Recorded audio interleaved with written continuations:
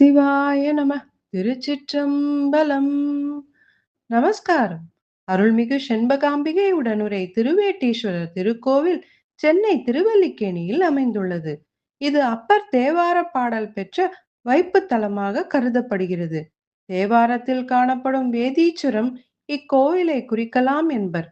அர்ஜுனன் பாசுபதாஸ்திரம் பெற வேடுவ வேடத்தில் வந்த சிவனுடன் போரிட்டு சிவலிங்கத்தில் ஏற்பட்ட காயத்தை அடையாளம் கண்டு வழிபட்டதாகவும் அதனால் பார்த்த பிரகாரலிங்கம் என பெயர் பெற்றதாகவும் புராணம் கூறுகிறது.